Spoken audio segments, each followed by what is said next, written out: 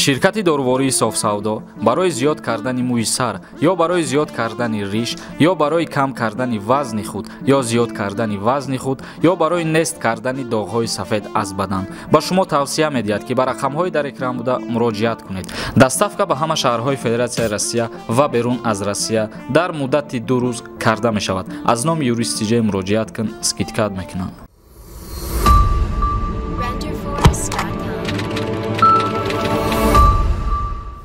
ассалому алайкум ба ҳама тамошобинони барномаҳои Сорбон Сафаров. имрӯза видеои мо як қонуни нав дар Федератсияи Россия дар шаҳри Твер ба имзо расид. амро ба шумо ҳозир мо мефаҳмонем ва баъдан ба саволҳое ки равон кардем ҷавоб мегардонем. қонуни нави ба имзо расида дар шаҳри Твери Федератсияи Россия дар бораи болоравии нархи патенте, яъне ки ба ҳамаи муҳоҷирони меҳнатӣ маълум аст ки танҳо ҳозир мо дар доираи шаҳри Твер гап мезанем. бародарони азиз, дар шаҳри Твер то имрӯз муҳоҷирон 5327 рубл пули патент месупориданд, лекин аз сабаби зиёд ба ҷои кор таъмин карданашон тасмим гирифтанд ки пули патента қиматтар кунанд 5805 рубл. яъне ки шаҳри Твер тасмим гирифт ки барои муҳоҷирон, барои шахсони хориҷие ки дар иҷа қарор доранд, корхонаҳоро зиёдтар кунад, одаморо зиёдтар ба кор бигирад, лекин бар зами зиёд ба кор таъмин кардан болоравии нархи патента пешниҳод гардонид. ва ин нархи патент дар шаҳри Твер аз соли 2021, яъне ки аз моҳи январ аллакай қимат мешавад, баробар мешавад ба 5805 рубл.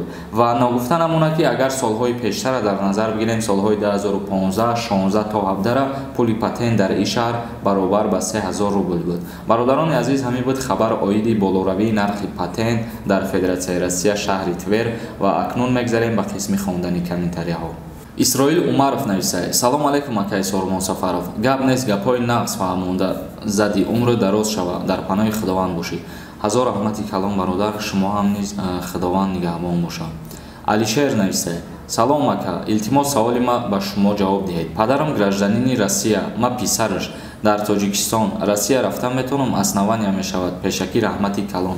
албатта ки ин чиз асос шидан метавонад дар ҳолате ки падарите дар Россия қарор дорад ва гражданствои Россияра дорад. дар ин ҳолат ба воситаи анамон гражданствои падарат метавонӣ ки ба Федератсияи Россия интиқол дода шавӣ. одил навистай: салом алайкум ака, занам гражданка Россия, ЗАГС дорам, лекин Тоҷикистон даем. мақсадам бе занам Россия рафтан метавонам. дар ҳолате ки агар ҳар дутон дар дохили ҷумҳурии Тоҷикистон бошен, дар ин ҳолат аввалан метавонад ки занат худаш мақсад заявление нависа, ариза бинависа ба посольствои Федератсияи Россия ва дар ариза қайд кунад ки бо ҳамроҳи ту ба Федератсияи Россия бояд интиқол дода шавад. дар ин ҳолат мақсад шумо ки ЗАГС дорен, вай метавонад ки тира ҳамроҳи худаш гирифта ба Россия бубарад. дилшод қурбонов нависад: ассалому алайкум ака, ман мухлиси шумо. аз шумо як хоҳиш мекунам ки дар бораи аблава як видео мекардед ки ба анҷом расид ё ин ки не, илтимос мекунам аз шумо ба ман ҷавобашро гардонед. танҳо аввал ба худо боварӣ дорам ва баъдан ба шумо, чунки дар дигар каналҳо мегӯянд ман бовар надорам. ҷавоби шуморо интизорам ака. аввалан ҳазор раҳмати калон ки ба мо бовар мекунед, ба суханҳои мо бовар мекунед, тамошо мекунед наворҳои моро ва худованд розӣ боша. баъди ҳамин навор як видео пешкаши ҳамаи тамошобино мегардонем дар доираи даъват кардан ба хизмати ҳарбӣ аз сезони тирамоҳиш. суҳбат мекунем ки оё ба анҷом расид ё ин ки не, чунки дар иҷа ғайр аз шумо бисёриҳо низ саволҳо ба мо додагиянд ки оё план буд чӣ дар ҷумҳурии Тоҷикистон ё ки аблава буд чӣ нашид. умуман саволҳо бисёранд, лекин аз сабабе ки мо пеш вақто бисёр дар бораи аблава видео кардагем, ба ҳамин хотир кӯшиш мекунем ки камтар дар ин мавзӯъ суҳбат кунем ва иншааллоҳ ки видеои оянда дар ҳамин бора мешавад, интизор бошем. муҳаммадҷон навистаед: ҳамин раҳо кушода мешавад аз тарафи Тоҷикистон.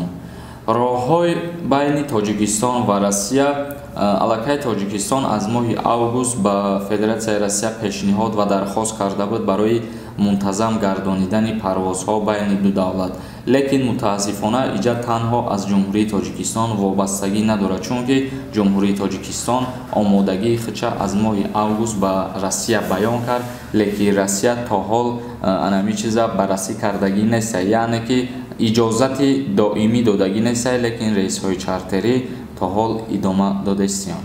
Ҷоник нависае: Ассалому алайкум ака, як савол. Агар ба патент официални кор кунӣ, вақте мехоҳӣ кора бас кунӣ, начальник мега ки 2 ҳафта бояд ма кор кунам, аз рӯи қонун ҳамин рост?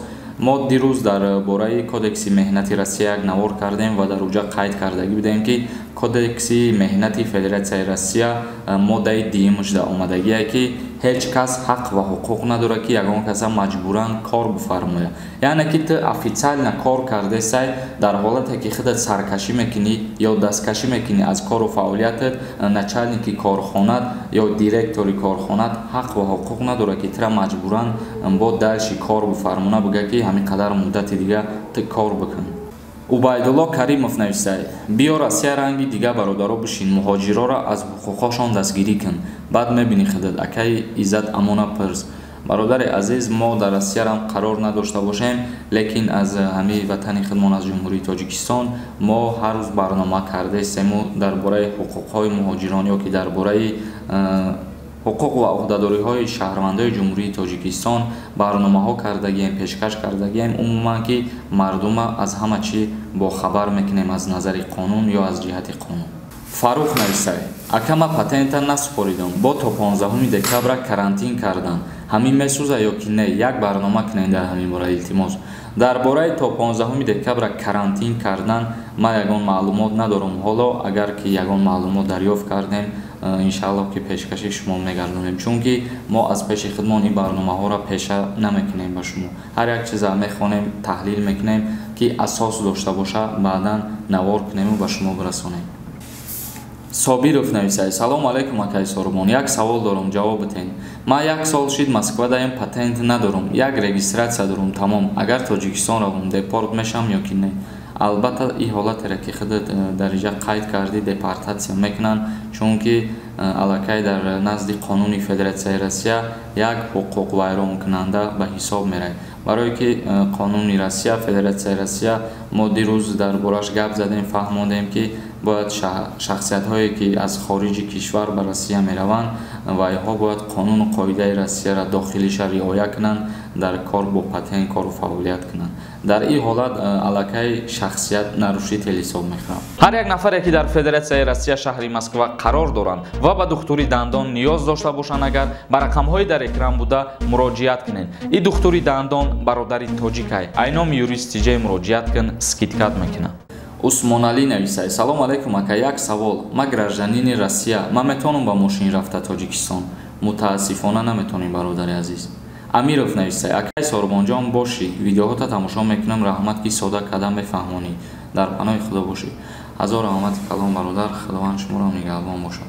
Прикол Тиҷей нависае: дар аэропорти Душанбе меқапан хизмат мебаранд ё ин ки не? Бародари азиз, мо дар аввали навор қайд кардем ки алоҳида дар ин мавзӯъ видеои ояндамо дар бораи ҳамин мешава, интизор бошем. Азизов нависае: ассалому алайкум акаи Сорумон, номер дори WhatsApp, Viber, имо савол дорам. Саволта дар ҳамиҷа дар комментария бинавис ё ки дар Инстаграми ма дар омада саволтароӣ ки ба саволо ҷавоб мегардонам. Тамошобинони азиз, ҳамин буд видеои имрӯзаи мо. Наворҳои нави моро интизор бошед. Видеои навбатӣ дар бораи ба анҷом расидани хизмат, яъне ки даъват ба хизмати ҳарбӣ, оё ба анҷом расид ё ки не, оё чанд фоиз мақсад план буд шид, дар ҳамин бора мешава, интизор бошед ва дар канали юристиҷаи обуна шидана фаромӯш намекунед. Худованд ҳамаи мо шуморо нигаҳбон бошад.